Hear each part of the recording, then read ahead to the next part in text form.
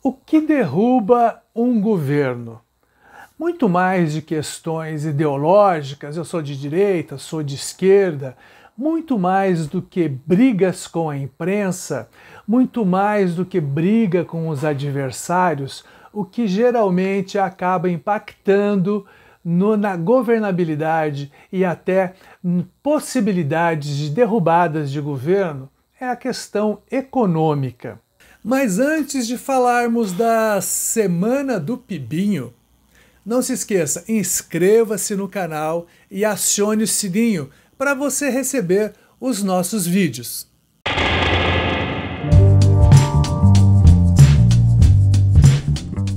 Esta semana o presidente Jair Bolsonaro, digamos assim, para não ficar falando do PIB, o Pibinho, 1,1% apenas em 2019, ele aprontou mais um circo, mais uma cena para tumultuar e não falar do que realmente importa, que é o crescimento da economia. Na verdade, um crescimento pífio.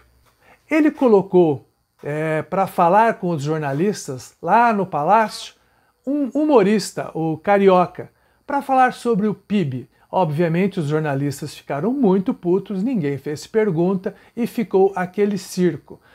O presidente brinca com coisa séria. O problema é que vai brincar até quando? O fato é que, por enquanto, nem a reforma trabalhista e nem a reforma da Previdência, que iriam impactar imediatamente na economia, não estão dando resultado. A economia continua capengando, ainda há otimismo, a gente percebe que há muito otimismo, mas de fato concreto os números não mostram isso. Um estudo agora da Fundação Getúlio Vargas diz que se o Brasil não crescer este ano pelo menos 10%, nós teremos a década pior em termos de crescimento de PIB dos últimos 120 anos. De 2011 a 2019, o crescimento médio do PIB foi de 0,7%. Ainda no Brasil hoje, há perto de 12 milhões de desempregados.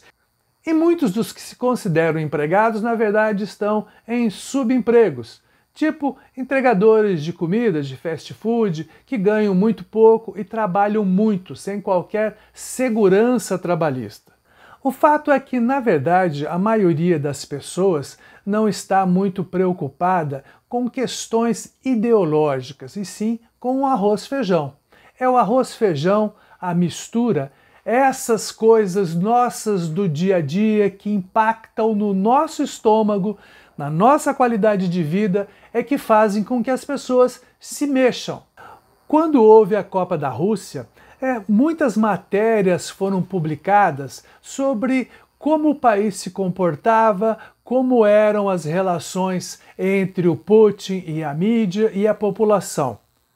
Uma das entrevistas me chamou muita atenção, essas entrevistas de rua.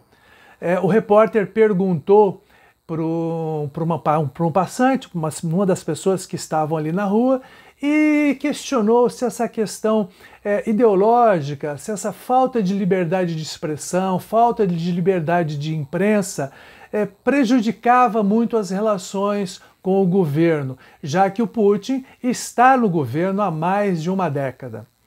O passante, o entrevistado, disse mais ou menos assim: olha, hoje nós temos aqui na Rússia praticamente o pleno emprego.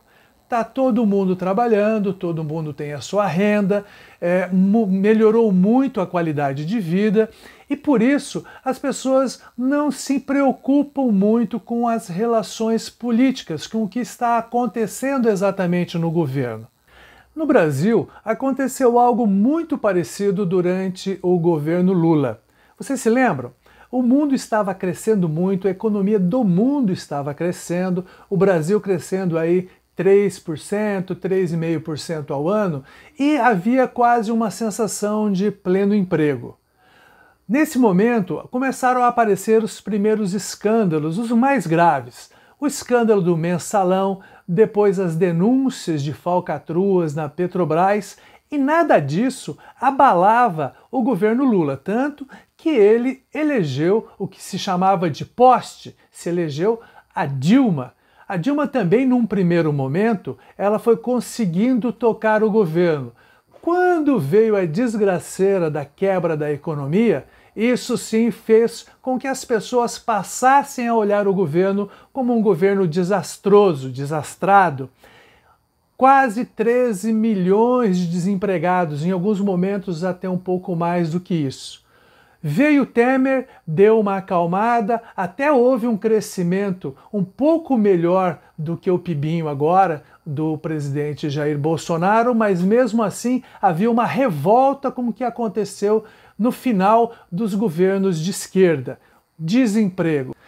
A questão ideológica, a discussão ideológica fica mais por conta de alguns grupos da sociedade. Os que são mais esclarecidos, adversários do governo, simpatizantes do governo. Mas a verdade é que a massa, a grande massa, a maioria da população está mais preocupada com o dia a dia. O que se percebe sempre é que a economia, muito mais do que discussões e brigas ideológicas, é que levam as pessoas para as ruas.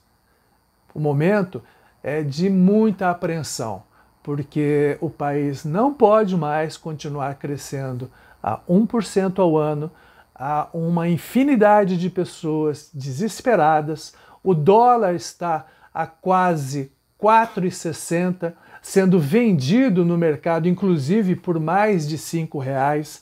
Isso impacta demais porque as empresas que compram máquinas para produzir no Brasil pagam em dólar.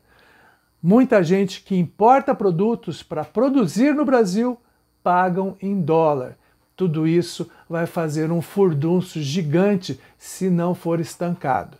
Até agora, o Brasil está sendo governado ou desgovernado por uma pessoa que já demonstrou várias vezes que não tem qualificação e nem preparo para o cargo.